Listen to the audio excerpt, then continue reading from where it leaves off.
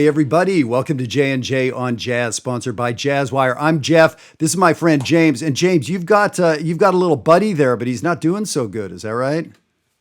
Yeah, a couple episodes ago, I think my friend Frank Sinatra made a cameo appearance, but unfortunately, my cat has decided that she's perhaps more of a Dean Martin fan, and I just found out. He did not do it his way. Oh, that is sad. Oh man, Yeah. that's a drag. Yeah. Well, actually, my shirt may be a little apropos. When the world hands you lemons, this is my COVID shirt. I literally bought this in the middle of COVID. Like, yeah, I feel that way. Moving on. Oh, that's funny. So you had a cool idea of what to do today, and that's talking about the lick, capital T, capital L. And there's some incredibly wonderful, great, funny, inspiring videos out there of every musician known to man playing this damn thing. So yeah, let me know your thoughts on this. What's your take on it?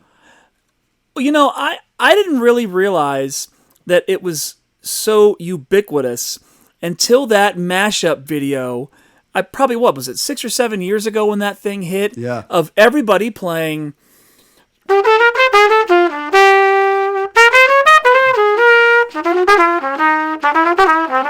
all the different iterations of that lick,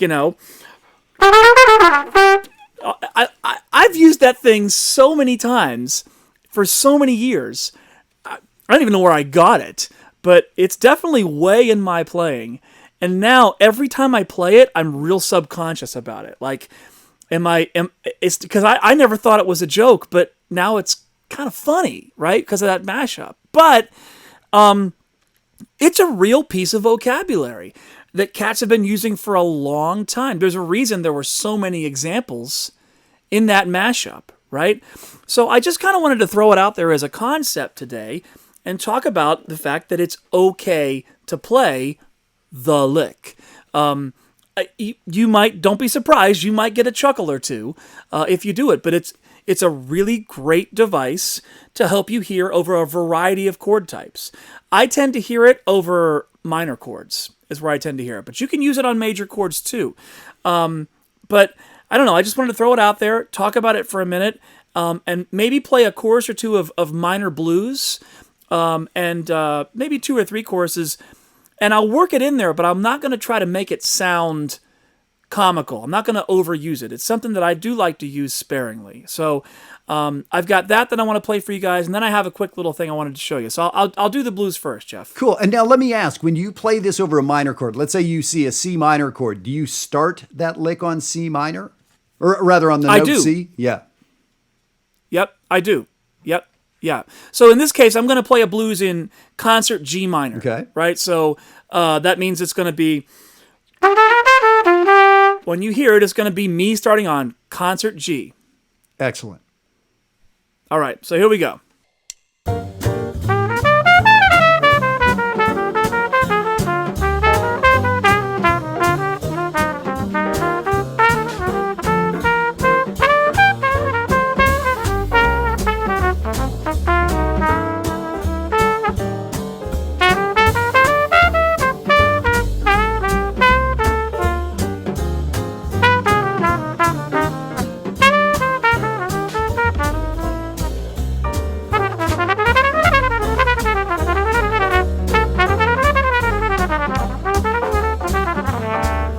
All right, man, that was great. And I got to tell you, I have been sleeping on this lick. Before that thing came out, I don't know that I've ever played it. And now I don't think that's even possible, but I'm not conscious of it. I've never practiced it. So yeah, it's so interesting. And now it's like, it's such a great ubiquitous lick. I want to play it because it's kind of like new to me.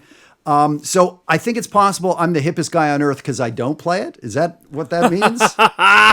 Maybe it is. I think it might mean that. That's what I'm going to take. But no, man, what a great melodic lick. It's melodic. It's obviously memorable. It's portable. The different ways you played it, the sort of where you fit it in the measure, things like that. It's awesome.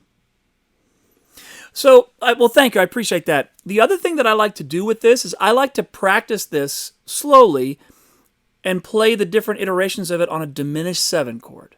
Okay? So we were just in a G minor blues, and you heard me play a lot of examples of this lick, the lick, starting on G minor.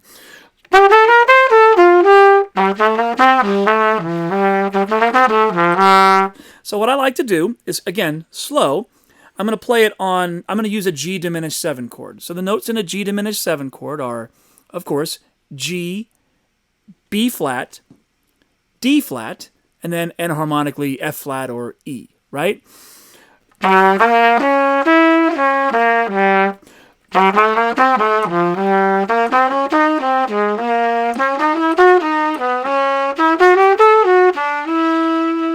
So I just like to play that lick up the diminished 7 chord and then go a half step up to the next diminished 7 chord. It just gives me a way to think about moving that sound around, but you can play it in any kind of intervals that you want. You can do it in ascending half steps, descending half steps, circle of fourth, circle of fifth, any kind of intervals that you want.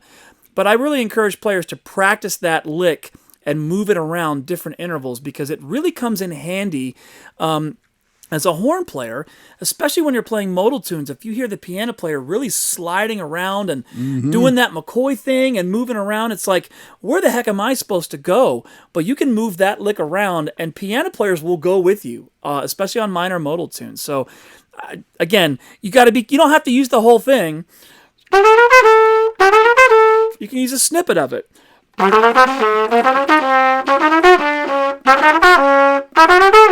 You can use a snippet of it if you wish, and it'll still give you that same kind of sound, that same kind of mobility. So, man, I don't know. Those are some tricks I use to get around those sorts of sounds. It's perfect. It's such a great melodic sound. When I first got hip to it, however many years ago, thanks to social media, maybe the one good thing social media has done is tell people about this lick.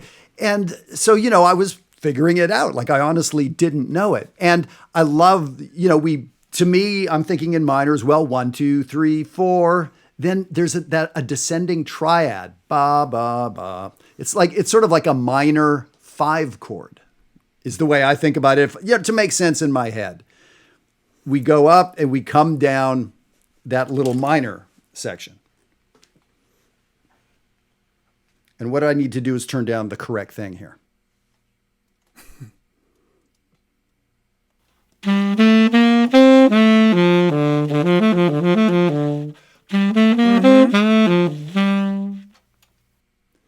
So that sort of helped me hear it and make sense of it. It's almost like there's a 1 chord, a 5 chord, and back to a 1 chord. There's almost like an implied... Okay. I sort of hear a chord progression, a 1, 5, 1 in there almost. I don't know. It certainly has that feel. It definitely has that feel because it's very directional. Right? Yeah, right. It's got a shape. It has a first part and a second part. It has a call and a response in a way. I don't know. So what a great thing to do. And you were talking, the way my vernacular is, I talk about root motions. Practicing a lick around the circle of fourths. That's a root motion of an ascending fourth, up and down in half steps. Okay, yeah. So, in minor thirds, play an idea up in minor thirds. You called it diminished. I may say a root motion of minor thirds. But it's right. It's such a great way to get our ears and our fingers and our brain really all firing together, is to take a little idea through different root motions. So this lesson today, this video, is as much maybe about sort of how to practice and root motions as anything, but that lick is a great one. And I don't know that I've ever played it around the circle of fourths, honestly. So I'm getting to work on this. I have a recording session on Wednesday, and I feel really bad for the guy who hired me because, man, there's going to be a lot of this in his on his album. Oh, yeah. Maybe I shouldn't practice it till Thursday. I just don't want to wreck this guy's session. Give it a few days. Let it breathe for a couple of days, bro. Let it breathe. Maybe I should. Yeah. And honestly, in 3.5 years of Jazz Wire, we've never talked about this. So this is going to be a cool opening shot. Is we're going to have a couple hundred people around the world now, James, playing the lick inside Jazz Wire. We're playing, gosh, what are some of the tunes we're playing? We're doing a Jim Hall tune, Careful, in the blue community. We're doing Dig Dis in the green community. We're doing a Wayne Shorter tune, Night Dreamer, in the red community. Yeah. And all three of those are going to be tunes that you and I are going to be teaching at the Jazzwire Summer Summit. So if you're watching this and if you enjoy this information, if you can join us in person this July in the DC area, we have a handful of spots left open. And if you can't join us in person, the virtual session the week before, 3 days, doing it online, which we've done 5 times before, multi-day workshops, and they work like really crazy. Great stuff. It's really a blast. So yep, I hope do you'll work. join us for one of those. James, thank you for this idea of the lick. I'm going to turn off the camera, and I'm going to practice that thing a little bit right now. Okay. All right. Well, I hope that I got that stuck in everybody's heads now, and we will see you next time. Perfect. Thanks, James. Take care, everybody.